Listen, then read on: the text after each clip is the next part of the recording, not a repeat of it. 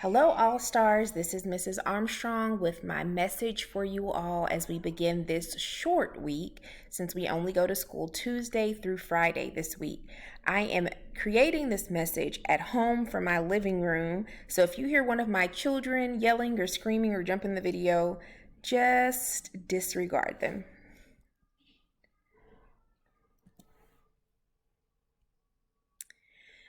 Just like last week, we will have $1 candy bar sales this week. You can bring your money in. Oh, it'll be a little bit different. So we'll just sell one time this week. So you can bring your money in on Wednesday, and then your candy bars will be delivered on Thursday. Starting in February, it will look a little different. We're going to take a break from candy bar sales. We'll come back around to it, but we are going to start selling pickles and popcorn. So starting in February, and we'll talk to your teachers and we'll send out reminders so that you don't forget.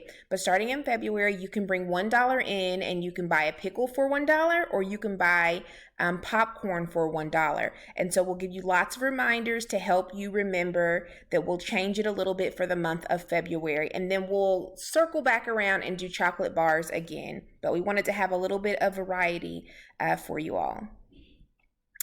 I wanted to quickly talk about hallway displays. So I have been talking to your teachers about our walls talking, not literally talking with their mouths, but showing the great, fantastic learning that's been going on inside of your classrooms. And your teachers have been working really hard to make sure that our hallways look inviting and that they are showing the fantastic things that they're teaching you and the things that you are learning. And so I have just a quick picture of one of the classroom teachers, one of our second or third grade classroom teachers, and the display. I'm putting this up here because this is a reminder to you all that when there is work that's up in the hallway, that is your work, your classmates' work, your schoolmates' work. So please make sure that we keep our hands off of the work. Someone worked very, very hard for that. And when parents come into the building and other classroom teachers and Miss Armstrong and Miss Ross, anyone who comes into our building, this lets them know what all is going on in your classroom. And it also helps display something that you can be very proud of. I know that when my work was displayed when I was in school, it made me very, very proud to see my name and my artwork or my writing or whatever I did in class up on in the hallway. So please make sure that you keep your hands in a safe place and that you're looking with your eyes and not touching with your hands, okay? If you see something that has fallen down or that is damaged, please let an adult know so that we can get it fixed. We want our hallways, our entire building to look nice and to represent you all and the fantastic all-stars that you are. And another part of our building, if you have seen, and I'm sure many of you have noticed, that we have labeled different parts of our building, and we're going to add more labels. And so if you look at the different labels, we have the girls' restroom, boys' restroom, office, our water fountain, windows, and fire extinguishers. And not only have we labeled with the words, but we've also labeled each one with pictures. Now, this is not just to make our building look pretty. This is has an additional purpose as well. We are labeling the outside areas of our classrooms, and I've asked teachers to label inside of the classrooms. The labels helps us in many ways. It helps us to become better readers, whether we know it or not.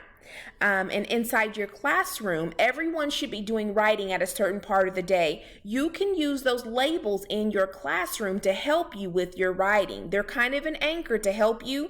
And if we have a tough time stretching out those words or sounding out those words, you can look at the pictures to help you understand what that word says. So if I was writing a story about my classroom or about my building and I needed to know how to spell girls' restroom, I can look right there on that label and it'll show me how to spell it. So if you have not labeled your classroom, encourage your teacher that you all can label your classroom, and it could even be with pictures that you all have drawn yourself. So this is helping us in our reading and our writing and to increase our vocabulary and the words that we know as a building. I also have a picture this week and wanted to give a reminder of just a couple of our recess buckets. Every grade level has them. First and second grade will share a recess bucket because they go out at the same time. Third and fourth still have their own recess bucket. So our recess equipment Mrs. Ross and myself and Miss Wolf have made sure that every single recess grade level has enough equipment so that you all can play with if it's your turn on the blacktop, okay? Or of the basketball court. We want to make sure that you have the proper recess equipment, but you have to help us. So at the end of each recess, after the whistle blows, you take a knee, and the second whistle blows and it's time to line up. Please make sure that you gather all the recess equipment, the tether balls, the soccer balls, the basketballs, and put them back in the correct bin so that you have them when it's time for recess again. If you have equipment that is deflated, that means it does not have enough air in it or something is damaged, let the recess monitor, one of the adults outside, know so that we can get it fixed. You should never have to play with torn up equipment. We will replace it, but you have to let us know, and you have to do your part, All-Stars, to make sure that things are put back in their proper place and that they're taken care of, okay? If you see it, please pick it up. All right, and your teacher might assign a recess equipment monitor to do this job. However you all decide to do it. If you don't have a specific person who does it, just if you see it, pick it up.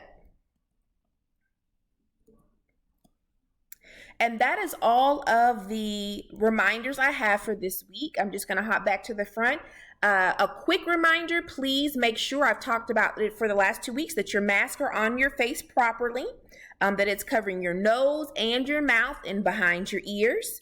And then also make sure that you are washing and sanitizing those hands. Mr. Corey should be coming around to give your teachers some more hand sanitizer if they need it, gloves, teachers if you need them, and also Clorox wipes and disinfectant. Have a fantastic short week, All-Stars, and I cannot wait to see you all. Bye.